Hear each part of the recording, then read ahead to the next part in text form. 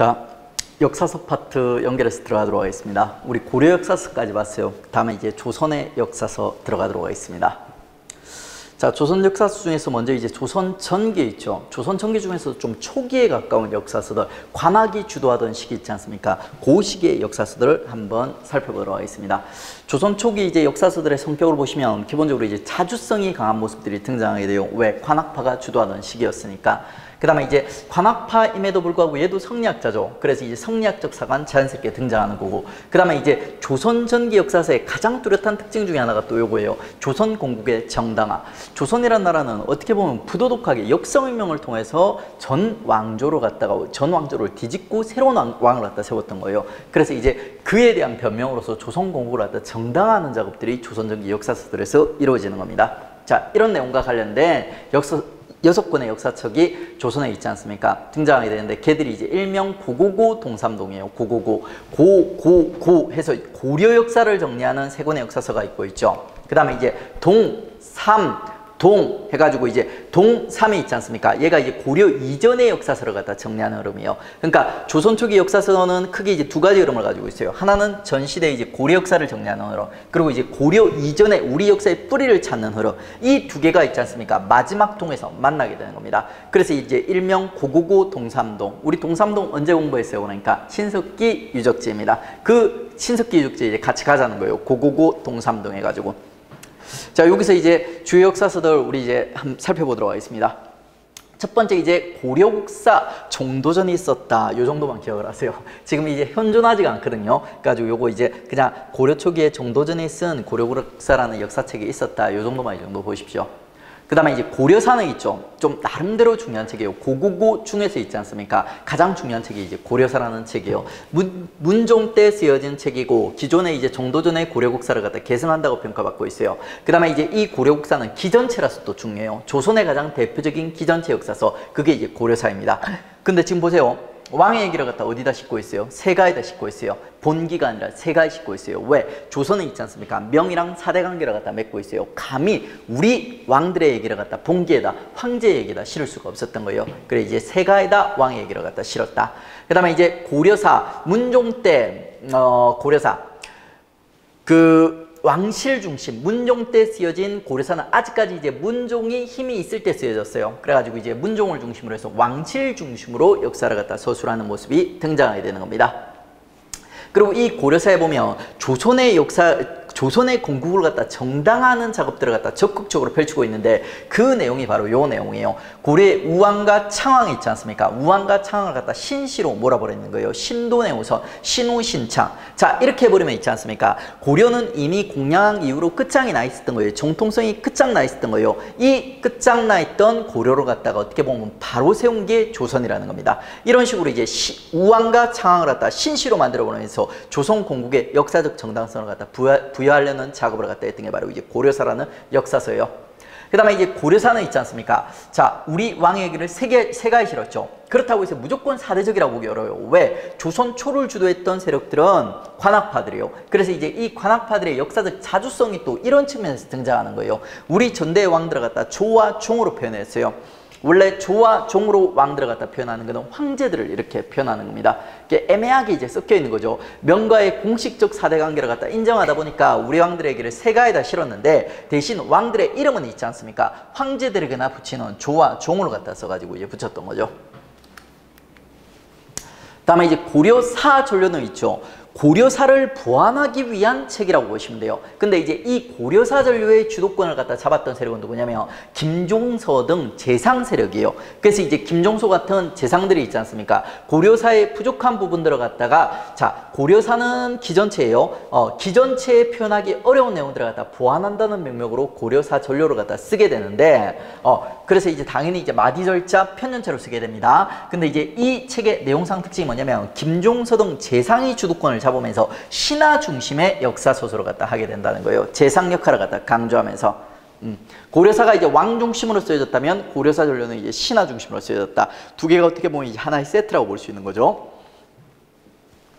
다음에 이제 동삼동 시리즈는 있죠. 동삼까지는 별로 안 중요해요. 그러니까 책 이름만 봐주세요. 동국사라.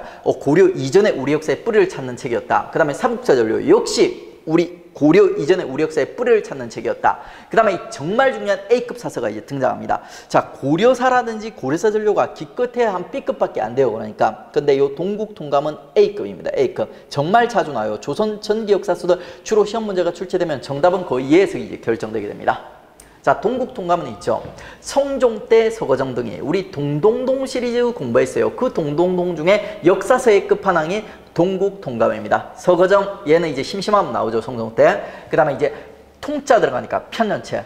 그리고 이제 이 동국통감이 갖는 역사적 의미가 뭐냐면 요거예요. 우리 역사의 통사체제를 최초로 확립하였다. 자, 우리 이 앞전에 고려 역사를 정리하는 책과 우리 역사의 뿌리를 밝히는 두 개의 흐름이 있었어요. 그 두 개의 흐름을 결합해 가지고 있죠. 고조선부터 해가지고 고려까지 우리 역사의 통사체제를 갖다 쫙 정리한 책이 드디어 등장한 거예요. 그게 동국통감입니다. 동국통감. 그리고 이제 이 동국통감의 내용상 특징 잘 보세요. 얘는 있죠. 마디를, 역사의 마디를 나눌 때 특이하게 기라는 단위를 써요. 외기, 삼국기, 신라기, 고려기. 특히 이제 유명한 기가 뭐냐면 외기 잘 봐두세요. 외기에 보면 우리 역사의 뿌리와 관련된 단군조선과 이제 사망까지 얘기를 갖다 담고 있습니다. 그러니까 우리 역사의 제일 초기 부분을 갖다 외기에다 기록하고 있다. 그리고 이제 기라는 마디를 나누는 특수한 있지 않습니까? 용어를 쓰고 있다. 이런 것들을 여러분들 동국통감과 관련해서 기억을 해주셔야 돼요. 그 다음에 이제 동국통감의 또 하나 이제 특징 중 하나가 4번이에요. 그러니까 자, 동국통감이 쓰여졌던 시기는 성종 때죠. 그러니까 성종 때는 역사적 상황이 기본적으로는 훈구들이 주도권을 쥐고 있어요. 훈구들. 근데 성종이 이 훈구들을 갖다 견제하기 위해서 새로운 정치 세력을 갖다 불러올렸다고 했습니다. 걔들이 바로 이제 사림이 되는 거예요.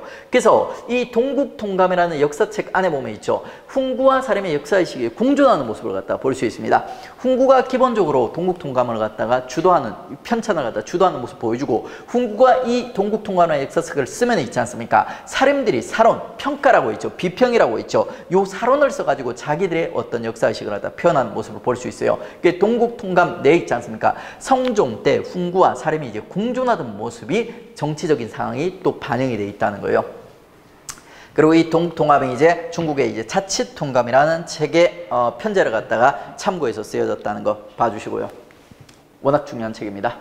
자, 다음 역사서에 대한 설명으로 옳은 것은 삼가, 삼국 이하 여러 역사를 뽑고 중국사를 편집, 그 다음에 편년체, 그 다음에 법례는 모두 자치통감, 그 다음에 삼국기, 신라기, 외기 나옵니다. 그러니까 자, 이 키워드를 보면서 이제 우리가 뭐예요? 그러니까 편년체라는 거, 그리고 자치통감의 법례 의결이 있다. 그 다음에 기 단위로 이제 역사를 갖다 구별하였다. 외기가 나온다. 그러면 이제 이게 동국통감이 되는 거예요. 그러면 이제 동국통감에 대한 설명으로 옳은 것은 세가, 지, 열전 등으로 구성되었다. 세 가지 열전은 기전체인데 동국통감은 통자 들어가는 편년체예요. X. 서거정 등에 의해서 통사 형식으로 편찬되었다. 맞는 내용이고요. 서사시 형태로 고구려 개습 의식을 반영하였다. 요거는 무슨 역사서냐면 있죠. 고려에 있지 않습니까? 고려의 동명왕편 얘기하는 거예요. 그 다음에 삼국사 전료의 편찬 체제를 정하는 데 영향을 주었다. 보고고 동삼 동 이게 있지 않습니까? 동국통감이 제일 마지막에 쓰여지는 거예요. 그러니까 이제 고려사 전료에 얘가 영향을 줄 수가 없어요. 시간적으로 모순이 생겨요. 오히려 이제 고려사 전료 내용들을 갖다 바탕으로 해가지고 동국통감이 쓰여지는 거죠. X. 그 다음에 불교사 중심으로 고대 민간 설화 등을 수록하였다. 요거는 이제 삼국 유사가 되는 거예요. 오답이 아무 때서나 막 나오는 게 아니라 다른 경쟁 역사서들과 관련된 내용들이 주어지고 있어요. 자, 이렇게 해서 이제 조선 전기, 조선 초기와 관련된 역사들을 살펴봤고 있죠. 그 다음에 이제 조선 중기, 사림들이 집권한 이후, 사림들의 역사관을 갖다 반영하는 역사책들 보도록 하겠습니다. 자, 일명 이제 동기동, 동료동 해가지고 있죠. 사림 집권 초기에 보면 사림들이 있지 않습니까? 기존에 뭐예요? 그러니까 관학파들의 역사관을 갖다 비판하는, 관학파들의 역사관이 전반적으로 상대적으로 좀 자주적이거든요. 이런 자주적인 역사관을 갖다 비판하면서 좀 사대적인 있지 않습니까? 기자 중심의 역사관을 갖다가 정립하려는 시도를 갖다 보이게 되는 거예요. 그런 책들과 관련된 내용이 이제 동기동이라고 이제 보시면 돼요. 동기동, 동국사량, 그 다음에 이제 기자실기, 그리고 이제 동사찬요가 있는데 다른 책들은 되게 심하고 시험에도 딥도 안 나오고 있죠. 일단 여러분은 이 동기동 중에서 가장 중요한 있지 않습니까? 기자실기를 보도록 하겠습니다. 기자실기 쓴 인물이 이제 율곡이라는 인물이에요. 율곡이 선조 때. 그리고 이제 이 율곡이가 사림의 역사 의식을 반영해서 기자 중심의 역사관을 정립하자마자 쓴 책이 바로 기자실기예요. 되게 사대적이에요. 우리 율곡이 하면 되게 제도개혁 중시하고 되게 똘똘하고 막 이럴 것 같은데 사대적이지, 왠지 사대적이지 않을 것 같은데 있지 않습니까? 이런 이제 역사책에서는 사대적인 성향을 갖다 보여주게 됩니다. 그래가지고 이제 기자 있지 않습니까? 중국에서 주무왕이 조선의 제후로 책봉했다는 기자라는 인물을 갖다 중심으로 해서 우리 역사를 갖다가 쓰려는 모습을 보여주는 거예요. 사대적이기 때문에 우리 역사의 뿌리를 갖다 중국에서 찾으려는 성향이라고 보시면 되죠. 그 다음에 동사 찬여도 기본적으로 비슷해요. 그러니까 기자 중심. 자, 그 다음에 이제 동여동은 뭐냐면 요거는 이제 살인 집권하기 위해 조금 시간이 지난 다음에 있지 않습니까? 자, 사림들의 붕당 정치가 본격화되고 나면 붕당 정치와 관련된 세 권의 역사서가 이제 등장하는 거예요.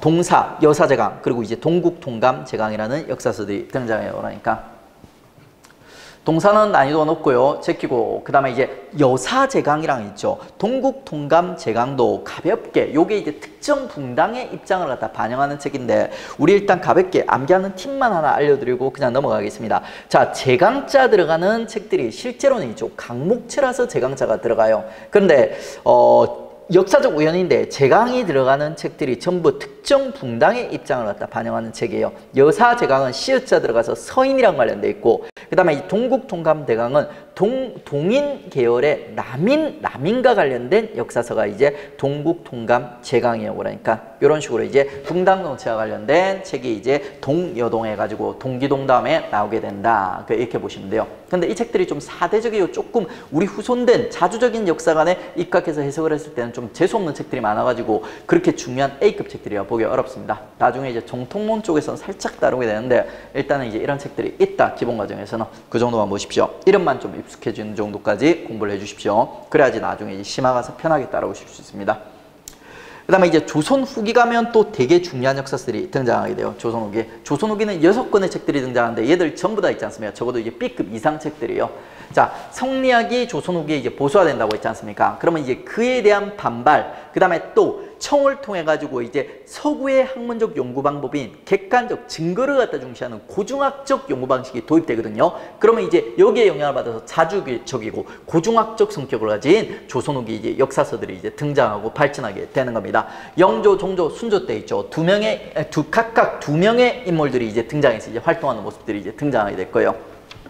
먼저 영조 때 있지 않습니까? 이익과 이근익이라는 두 명의 인물이 이제 등장해서 활동하게 됩니다.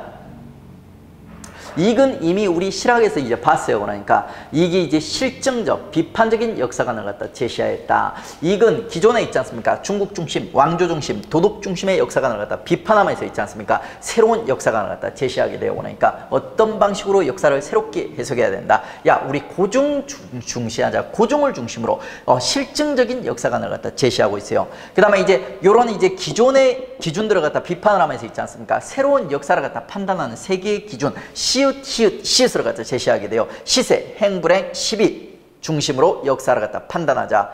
그 다음에 이제 중국이 이제 조선 후기 가면 이제 망했거든요. 명나라가 이제 망했어요. 중국이 이제 오랑캐 나라, 청나라가 이제 주도하고 있는 거예요. 그러다 보니까 이제 우리 스스로 있죠. 우리 정통을 갖다 강조하는 자주성들, 이런 모습들이 또 부각되는 모습들이 또 이게 역사관에 반영되게 되는 거예요. 우리의 정통성을 강조하는 모습들.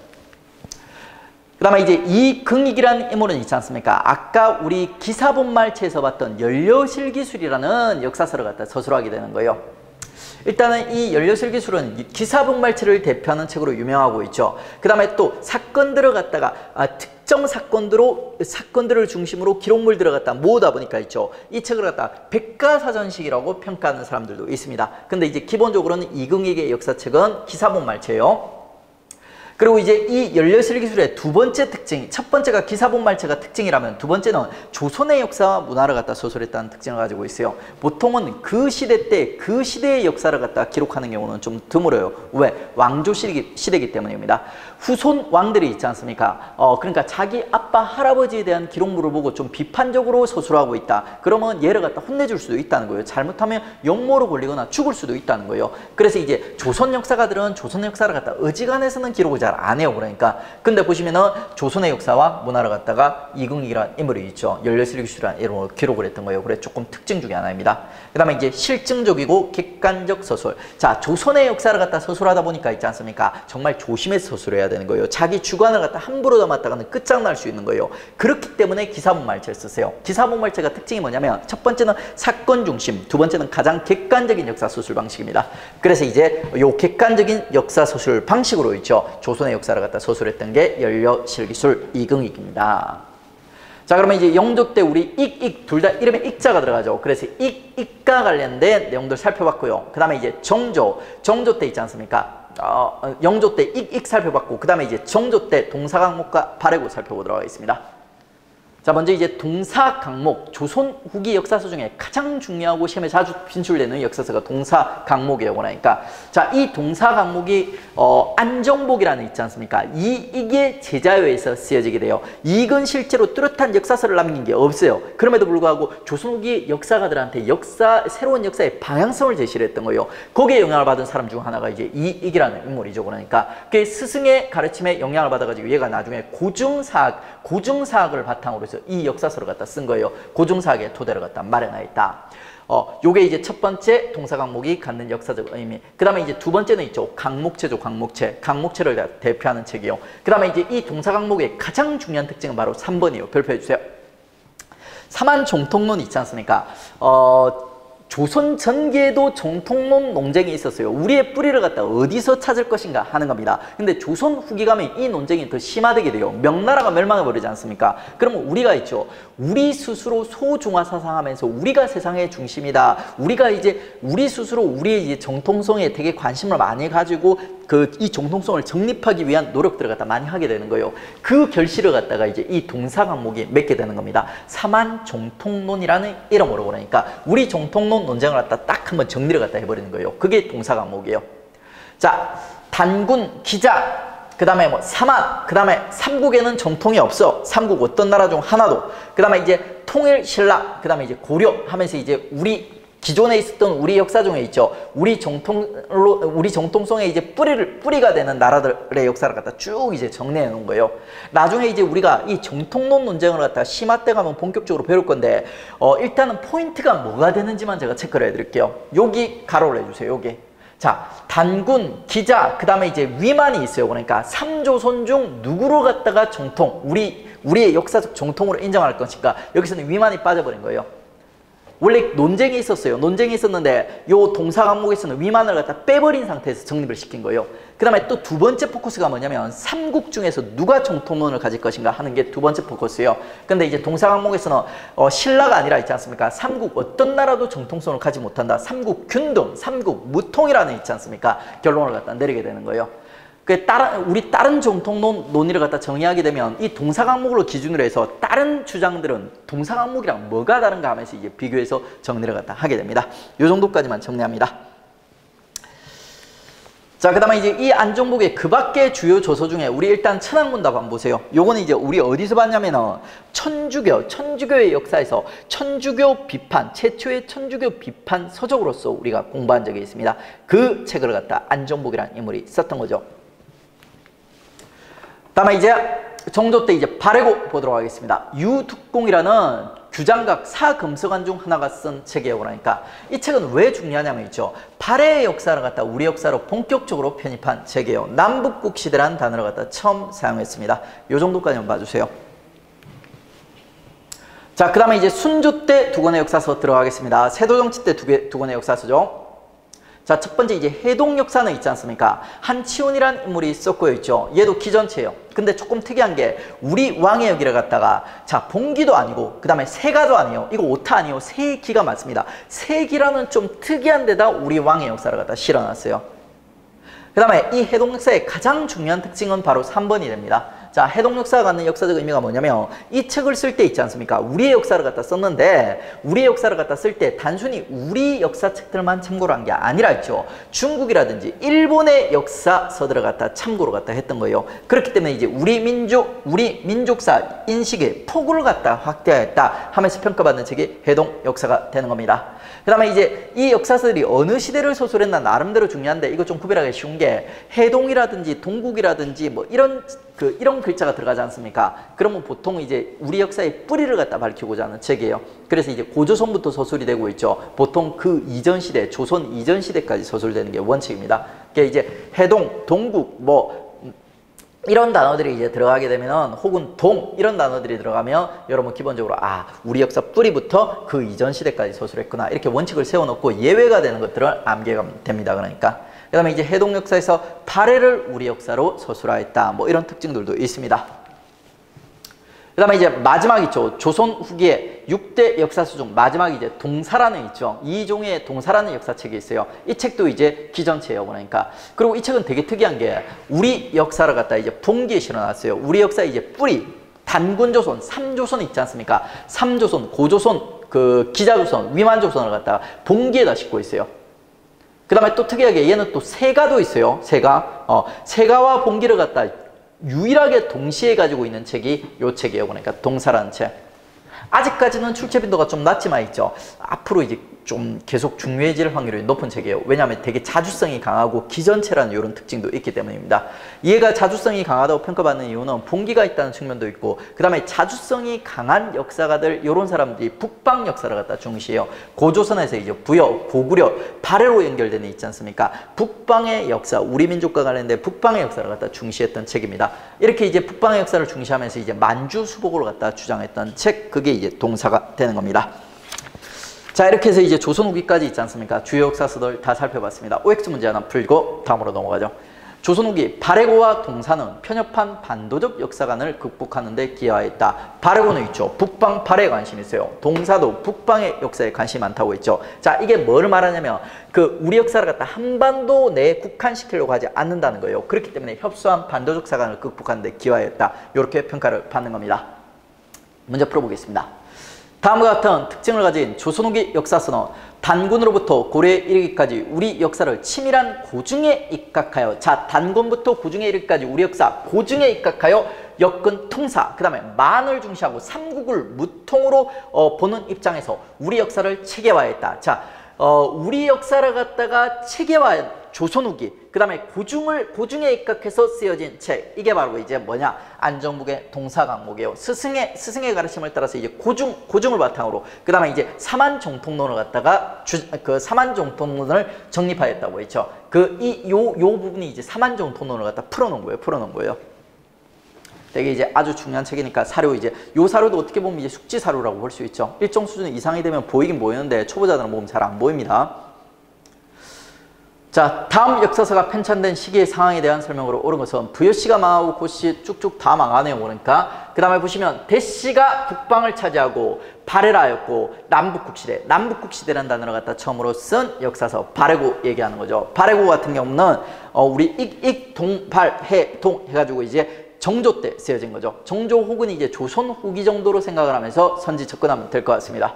자, 1번 양명학이 수용되기 시작하였다. 양명학 같은 거는 우리 전승록 논변에서 있죠. 이황이 양명학을 갖다 조선 전기부터 이미 비판을 했습니다. 이 말은 조선 전기에 이미 양명학이 들어와 있었다는 얘기예요. 유행하지도 못했지만. 그 다음에 이제 성리학 수용을 지지하는 여론이 조성되었다. 성리학 수용은 고려 후기라고 했죠. 그 다음에 서울 출신이 규장각 검서관으로 등용되기도 하였다. 자, 서울 출신의 사규장각 검서관, 사검사관 중에 하나가 바로 요 발해고로 갖다가 서술했던 유득공이 되는 거예요. 3번이 정확하네요. 그 다음에 우리 역사의 통사체제가 처음으로 확립되었다. 요거는 이제 조선 전기 성종 때 있지 않습니까? 동국 통감에 관한 서술이 되는 겁니다. 그래서 3번이 맞고 나머지 선지는 다 틀린 거예요.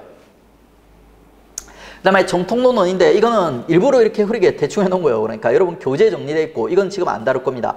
근데 이제 나중에 요거를 갖다 다루게 되면 우리가 어떻게 다룰 거냐면 있죠. 요 정통론 중에서 가장 중요한 정통론이 안정복의 동사 강목의 사만 정통론이에요. 요 사만 정통론을 바탕으로 해가지고 있죠. 다른 책들은 어떻게 그러니까 사만 정통론이란 어떤 차이점들을 가지고 있는가 요렇게 정리해 갈 겁니다.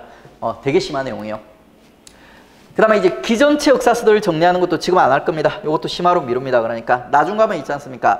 주요 기전체 사서들 그리고 이제 이 기전체 사서들을 구별할 때 가장 중요한 포인트가 뭐냐면 우리 왕의 얘기가 어디 실려 있는가 하는 겁니다. 이것들을 중심으로 이제 비교해서 한번 정리를 할 거고요. 자, 다음에 이제 우리가 그 시대별 주요 역사서를 다 살펴봤고 있죠. 그 다음에 이제 우리 시대를 뛰어넘는 있죠. 연대별로 국가적 차원에서 연대별로 이렇게 기록하는 국가적 차원의 기록물들이 있어요. 요 기록물들과 관련된 내용을 들어갔다가 우리 조선 왕조 실록으로 갖다 중심으로 조선 왕조 실록 친구들까지 한번 정리해 보겠습니다. 먼저 주인공인 이제 조선 왕조 실록 특징 편년체. 뻔하죠. 그러니까 실록이니까. 그 다음에 조선 왕조에 대한 공적 기록, 조선 왕조 실록이니까. 그리고 여기서 이제 포인트 하나 잡아야 될 게, 자, 태종부터 철종까지 25대에 대한 기록이다. 자, 이거를 갖다 시험 문제에서 왜 묻냐면, 우리 조선에 실제로 정식 왕이 있죠. 27명이 있어요. 27명이 있는데, 조선왕조실록은 25대 철종, 순원철, 세도정치기까지 실록만 조선왕조실록으로 인정을 해요. 왜? 그 이후에 고종과 순종은 있죠. 우리 왕이 맞아요. 그러니까. 근데 문제는 뭐냐면, 이 고종실록과 순종실록을 갖다 일본이 주도해 쓰게 됐던 거예요. 그렇기 때문에 이제 이 두 개의 실록은 있죠. 우리는 우리 실록으로 인정을 안 한다는 거예요. 그 다음에 이제 이 조선왕조실록의 역사적 가치로서 뛰어난 면이 바로 3번 때문에요. 후대왕의 열람 불가. 자, 일본이라든지 중국 같은 데도 왕조실록 같은 거 있어요. 그런데 이런 나라에서는 이 왕조실록 들어갔다 후대왕들이 막 볼 수 있었던 거예요. 근데 우리 왕조실록은 후대왕들이 못 보게 했던 거예요. 왜? 객관적 서술을 위해서.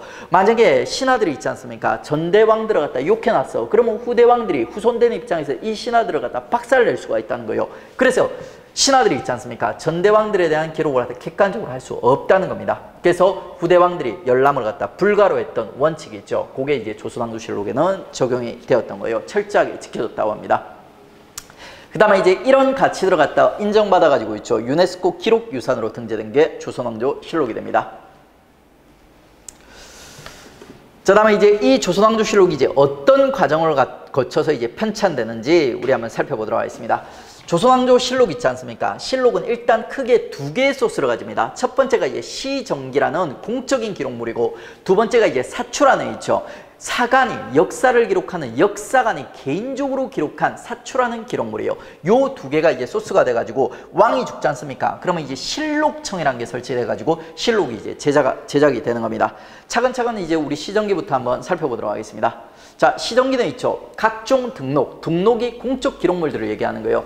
각종 공적 기록물들을 갖다 모아가지고 춘추관이라는 역사를 전담하는 관서에서 3년마다 작성을 해놓은 거예요. 그게 이제 시정기예요. 실록의 기초가 되는 그 밖에 이제 공적 기록물들 보시면 뭐 승정원 일기 이런 것들 쭉 있으니까 한번 보시면 되고요. 그 다음에 사초는 뭐냐? 사초는 사관들, 역사관들이 개인적으로 기록을 한 거예요. 이걸 뭐 어렵게 가자면 입시사초, 가장사초로 구별할 수 있는데 요 내용은 나중에 심화해서 다룰게요. 일단 이제 사초는 사관들이 기록한 기록물이다. 이렇게 보시면 돼요. 이 기록물들이 이제 왕이 죽고 나면 있죠. 춘추관 밑에 실록청이라는 임시기구가 설치돼가지고 여기서 이제 실록이 제작이 되는 거예요. 요 자료들을 갖다 바탕으로 해가지고. 그래서 이제 그 과정에서 뭐 초초, 중초, 정초 중요한 기록물이니까 3단계로 거친다는 거예요. 그리고 이제 비밀 유지가 이제 중요한 작업이기 때문에 기초 자료를 갖다 뭐 다 이제 씻어버리고 지워버리고 그리고 이제 완성판을 갖다가 사고 이제 도서관에다 이제 보관을 갖다 한다는 겁니다. 그리고 되게 중요한 기록물이기 때문에 보관에도 엄청 신경을 썼어요. 그러니까 자, 근데 이제 이 보관도 실제로 임진왜란 이전, 그 다음에 광해군 때, 그 다음에 이제 이갈의 난 이후 있지 않습니까? 요 세 개를 갖다 우리가 구별할 줄 알아야지 공부가 완성이 된 거예요. 근데 이거 하나하나 다 외우면 초반부터 너무 머리 아픕니다. 그래서 크게 흐름만 먼저 잡아드릴게요. 자, 임진왜란 이전에는 있죠. 대도시 중심으로 춘추관과 대도시를 갖다 중심으로 해서 조선왕조실록을 보관을 했던 거예요. 근데 이제 임진왜란 때 있지 않습니까? 임진왜란 때. 자, 원래는 이런 대도시에 보관한 이유가 뭐냐면 자 전쟁이 나더라도 이런 대도시는 안전할 거라고 사람들이 생각을 했던 거예요. 근데 임진왜란 같은 큰 전국적인 전쟁이 나니까 대도시가 오히려 더 집중적으로 불타더라는 겁니다. 그래서 광해군 때 임진왜란 이후 복구 사업하는 과정에서 사고들을 갖다 전부 다 안전한 저 심산 유곡으로 숨겨버리는 거예요. 그러니까 산으로 이사를 갖다 시켜버리는 겁니다.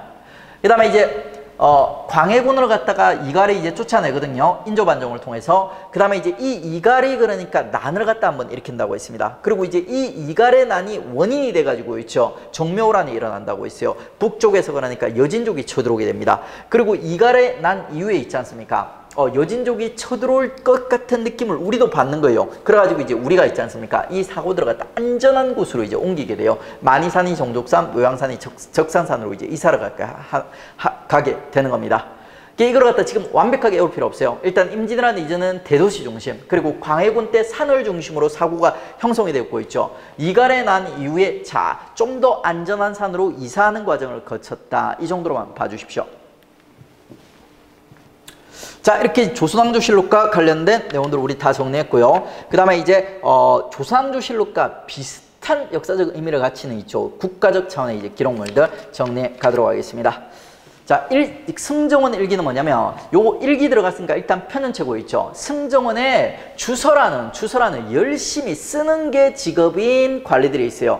걔가 이제 왕의 업무와 관련된 왕의 업무 일지를 갖다 기록해 놓은 거예요. 그게 승정원 일기. 요거는 조선왕조실록과 차이점이 뭐냐면 국왕과 신하들이 거리낌 없이 볼 수가 있어요. 왜? 객관적 내용이기 때문에 주관의 개입이 안 돼 있어. 그리고 요 승정원 일기가 임진왜란 때 불타게 되면서 지금 조선 후기 것만 나와 있거든요. 근데 그럼에도 불구하고 있지 않습니까? 현존 세계 최대의 연대 기록물이요. 어마어마하게 자세하게 꼼꼼하게 많이 기록이 되어 있는 거예요. 그래서 이제 이 역사적 의미를 갖다 인정받아 가지고 있죠. 유네스코 기록유산으로 등재된 게 승정원 일기입니다. 자, 다음에 이제 일성록.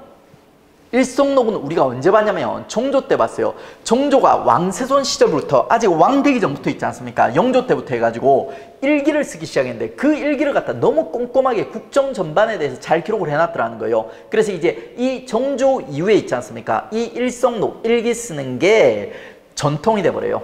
그 기록물이 또 역사적 가치를 인정받아서 유네스코 기록유산이 됩니다. 일성록. 다음에 이제 조선왕조 의궤는 뭐냐면 요거는 그림이에요. 그림인데 뭐를 위한 그림이냐면 국가의 큰 행사라든지 사건을 갖다가 기록한 그림들이요. 그게 이제 조선왕조 의궤이고 요 조선왕조 의궤도 임진왜란 때 불타가지고 조선 후기 것만 나와 있는데 요게 이제 또 유네스코 기록유산으로 등재가 된 거예요. 그 다음에 이제 이 조선왕조 의궤와 관련된 사건이 이제 우리가 나중에 근현대에서 이제 한번 일어나게 될 겁니다. 4번. 요거는 이제 나중에 우리가 요 근현대에서 요 사건을 갖다 배운 다음에 다시 한번 정리하도록 하겠습니다.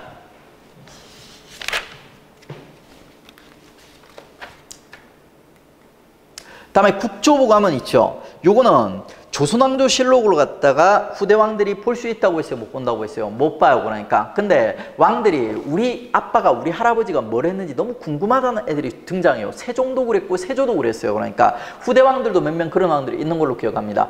그러다 보니까 신하들이 있지 않습니까? 야, 이거 실록을 보여줄 수는 없는데 어떻게 해야 될까 고민을 하다가 있지 않습니까? 선대 왕들의 업적 잘한 일만을 추려놓은 있지 않습니까? 책을 갖다가 또 하나 쓰게 되는 거예요. 그게 바로 이제 국조보감 국왕의 치적에 관한 실록 내용을 정리한 내용이에요.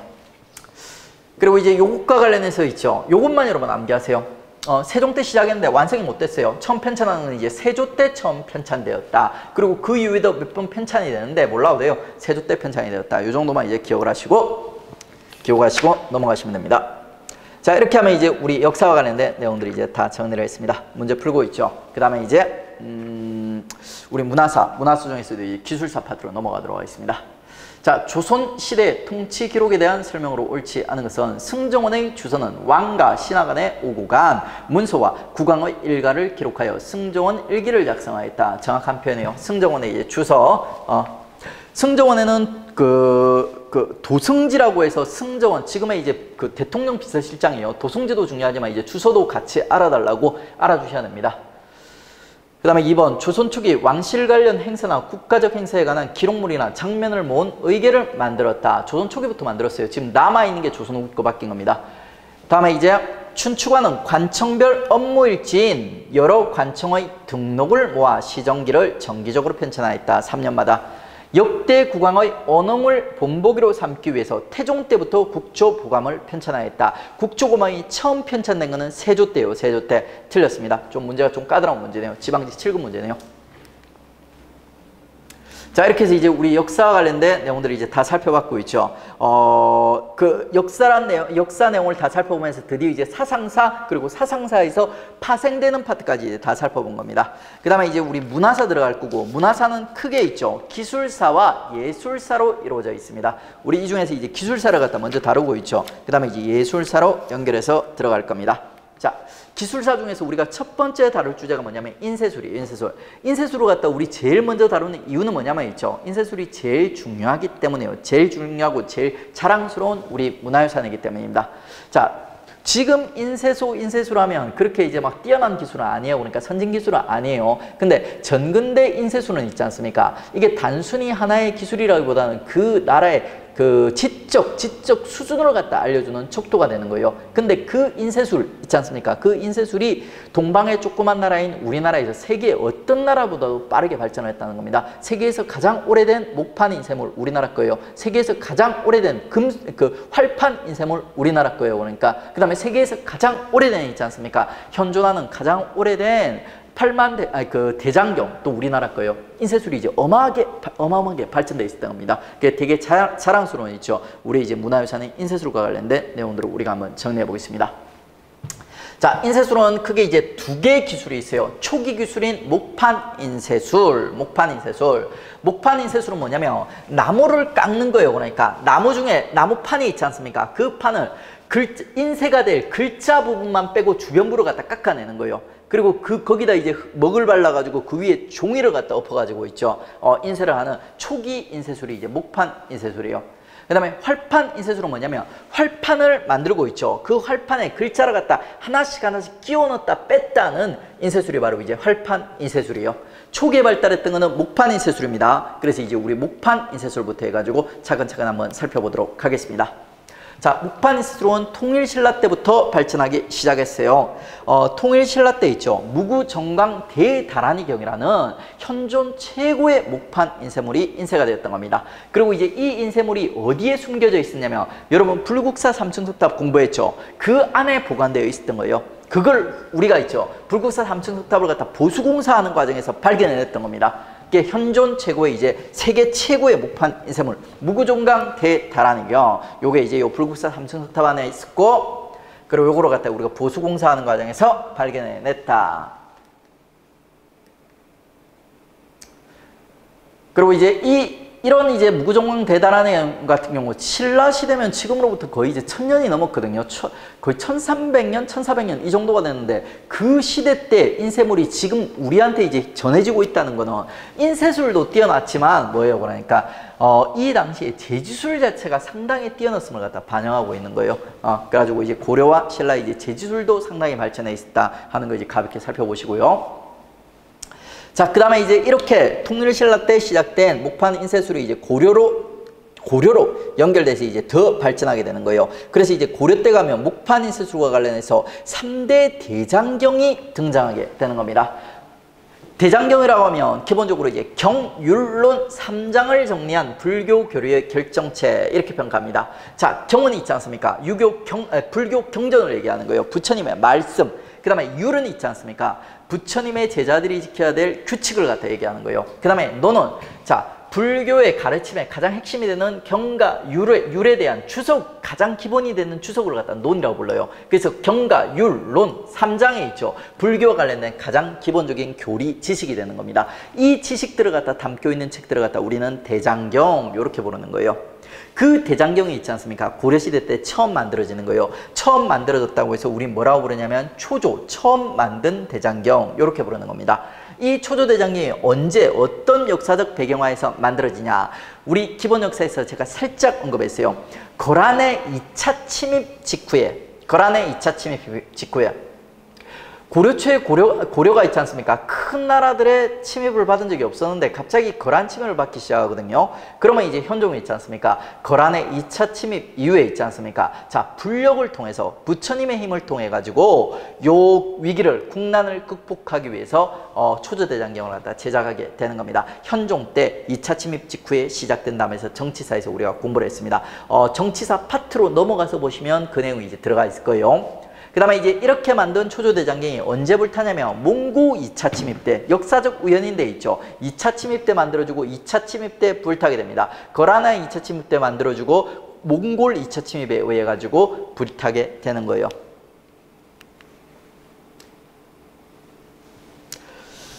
다음에 이제 우리 3대 대장경 중에 두 번째 대장경이 뭐냐면 짝퉁 대장경이에요. 제가 방금 짝퉁이라고 부르는 이유가 뭐냐면 얘는 진짜 대장경이 아니에요. 얘 별명이 속장경이라는 별명이 있는데 얘는 원래는 장경이라는 이름을 붙이면 안 돼요. 그러니까 대장경은 원래는 경률론 3장에 들어가 있어야 되는데 이 교장에는 있죠. 경률론이 안 들어가 있어. 그러니까 그럼 뭐가 들어가 있냐? 기본 경률론 3장을 갖다 초조대장경에서 만들었는데 있죠. 그게 급하게 전쟁 와중에 만들어가지고 좀 대충 만들고 빠진 게 많았어요. 설명이 좀 빠져 있었어요. 그 빠진 해석 설명을 갖다가 메운 게 바로 교장 속장경이라고 보시면 돼요. 요 교장 속장경을 누가 만들었냐면 의천이라는 인물이 만들었어요. 이제는 알죠. 그러면 불교사 배웠으니까 고려불국의 하늘과 땅, 천지 중 천을 얘기하는 거예요. 얘가 이제 교장 도감, 고려의 도감들이 많아요. 도감이 임시기구를 뜻하는 겁니다. 교장 도감이라는 기구에서 요 교장을 갖다 만들었던 겁니다. 그리고 이제 이 교장을 만드는 과정에서 외국 있죠. 송이라든지 요 일본으로부터 자료를 갖다 수집하였다. 그리고 이제 이 교장이 지금 안 남아있어요. 안 남아있어요.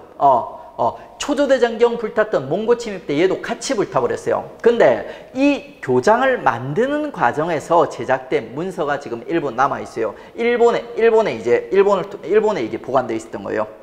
그게 바로 이제 심편 제종 교장 총록이 되는 거예요. 심편 제종 교장 총록.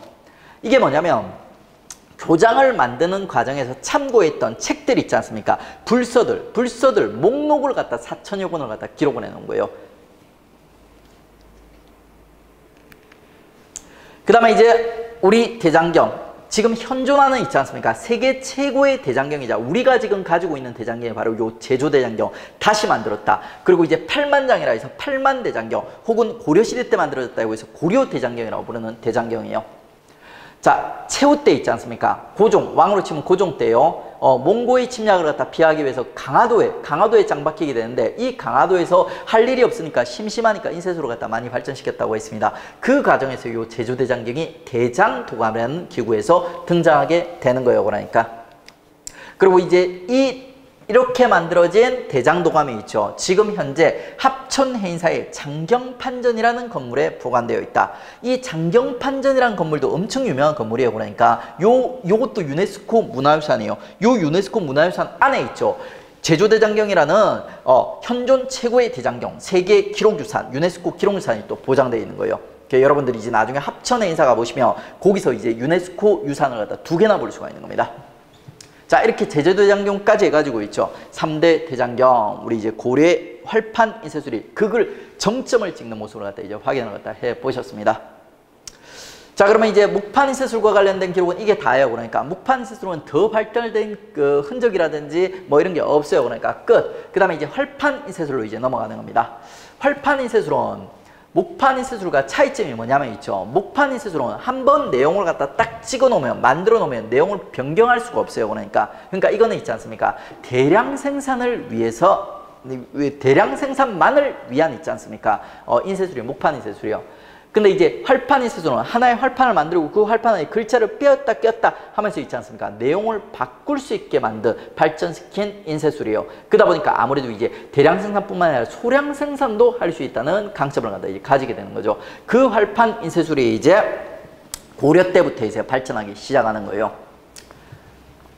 자, 우리 고종 때 있지 않습니까? 고종 때 집권자로 치면 최후 때죠. 최후 때 강화도로 짱 박혔다고 했죠. 강화도로 짱 박히고 이제 심심했어요. 심심해서 이제 발전시킨 기술 중에 하나가 이제 인쇄술이라고 했습니다. 그때 8만 대장경이 만들어지는 그 시기 때 상종고금 예문이라는 최초의 활판 인쇄물이 등장을 했습니다. 활판 인쇄물.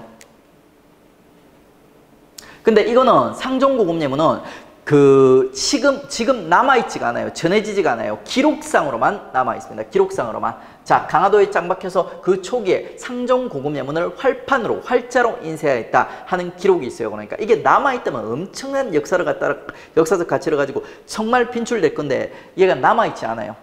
근데 그럼에도 불구하고 고급 문제에서는 언급이 되고 있습니다. 가볍게 봐주시고요. 그 다음에 이제 이 활판 인쇄 기술이 있지 않습니까? 나중에 이제 직지심체 요절로 연결이 되는 거예요. 고려 말 우리 우창공이라고 3명의 만국 3등신을 배웠어요. 그때 이제 우왕 때 있지 않습니까? 직지심체 요절이라는 현존 최고, 지금 전하는 최고에 있지 않습니까? 활판 인쇄물이 간행되게 되는 거예요. 인쇄되게 되는 거예요. 왕으로 치면 우왕이고 있죠. 이 직지심체 요절의 풀네임이 백운화상 초록 불조 직지심체 요절이에요. 그러니까 이 글을 쓴 사람이 누구냐면 백운화상. 그리고 이제 이 직지심체 요절이 어디에서 인쇄되었냐면 청주 흥덕사에서 인쇄가 되었습니다. 요것도 꼭 기억을 해주세요. 청주가 이제 직지심체 요절에 대해서 엄청난 집착을 갖다 보이고 있습니다. 그래가지고 청주 딱 들어가면서 도시 소개하는 멘트에 보면 직지의 도시 청주 막 이렇게 소개해요.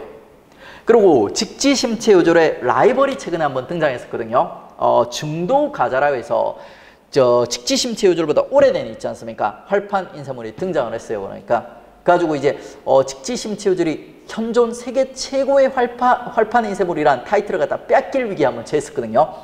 그 상황에서 이제 이 직지심체를 요절을 갖다 구한 도시도 바로 청주예요. 그러니까 청주가 있지 않습니까? 엄청 투자를 갖다 해가지고 그 중도가자라는 있지 않습니까? 그 인쇄물이 짝퉁이라는 걸 갖다 밝혀낸 거예요. 그래가지고 아직까지도 직지심체 요절이 현존 최고에 있지 않습니까? 활판 인쇄물로 인정을 갖다 받고 있습니다. 자, 요 현존 최고의 활판 인쇄물이 이제 19세기 개항기 때 프랑스의 선교사에 의해서 국외로 유출이 됐던 거예요. 그리고 안타깝게도 있지 않습니까? 아직까지도 프랑스 국립박물관에 모셔져 있습니다. 얘들이 안 돌려줘요. 다음에 이제 이 활판 인쇄술은 조선까지도 이제 발전해 가는데 그 조선시대 때 활판 인쇄술의 이제 발전과 관련된 내용을 우리가 이미 태종, 세종 때 봤어요. 그걸 갖다 쫙 한번 다시 정리하는 거예요. 태종 때 지읒 개미안 하면서 배웠죠. 그러니까 주자소, 인쇄, 조지소, 종이, 개미자, 글자체. 그 다음에 세종 때 있지 않습니까? 아주 뛰어난 갑인 글자체, 갑인자. 그 다음에 이제 기존에 있지 않습니까? 활자를 뗐다 붙이는 방식을 갖다가 밀랍식을 사용했어요. 촛농 비슷한 거를 갖다가 녹여가지고 붙였다 뗐다 했는데 세종이 이걸 갖다가 홈을 만들어가지고 조립식으로 업그레이드 시켰다고 했어요. 그게 식자판식.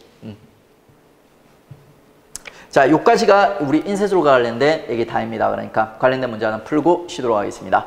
자, 기역, 니은에 대한 설명으로 옳은 것은 고려 시대에는 불교 사상에 대한 이해가 급해지면서 불교 관련 저술을 모아 체계적으로 정리한 대장경이 만들어졌다. 자, 현종 때 경판이 임진년 몽골의 침입으로 불타버렸고 형종 때 경판, 그 다음에 이제 이게 불타면서 다시 새 경판을 갖다 완성시켰다. 이렇게 얘기하고 있어요. 그러니까 이제 첫 번째 현종 때 만들어진 이 경판은 있지 않습니까? 거란 침입을 막기 위해서 만들었던 초조대장경. 그 다음에 이제 몽골 침입으로 불타가지고 새롭게 만든 경판. 얘는 뭐냐면 요거는 이제 제조대장경, 현재 남아있는 8만 대장경 얘기하는 거죠. 두 개의 대장경을 갖다 경쟁시키는 문제입니다. 자, 초대장경은 합천해인사에 수장되어 있다. 합천해인사에 지금 보관되어 있는 대장경은 니은번 8만 대장경 제조대장경이에요. 그 다음에 이제 기억번 교장도감에서 제작된 경판이다. X 교장도감에서 만들어진 거는 교장이에요. 그거는 초조대장경과 제조대장경 사이에 껴있는 짝퉁대장경이라고 했습니다. X.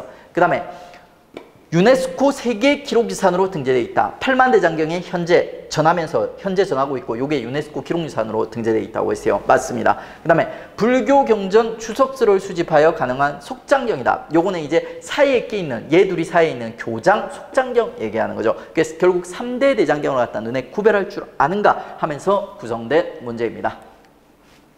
그 다음에 직지심체 요절에 대한 설명으로 옳은 것은 현재 합천해인사에 보존되어 있다. 요거는 제조대장경, 8만 대장경. 그 다음에 세계에서 가장 오래된 목판 인쇄물이다. 요거는 무구정강 대다라는 경. 그 그 다음에 현존 세계 최고의 금속 활자본으로 공인되어 있다. 맞습니다. 그 다음에 이제 부처의 힘으로 몽골의 침략을 물리치기 위해서 만들어졌다. 요거는 이제 대몽항쟁 중에 제작되어 있던 8만 대장경, 제조대장경에 대한 설명이에요. 그렇기 때문에 이제 맞는 거는 3번이 맞고 나머지는 전부 다 이제 틀린 내용입니다. 자, 이렇게 해서 이제 우리 그 기술사 이제 인쇄술까지 정리를 했습니다. 쉬었다 이제 기술사의 이제 지도부터 연결해서 나가도록 하겠습니다.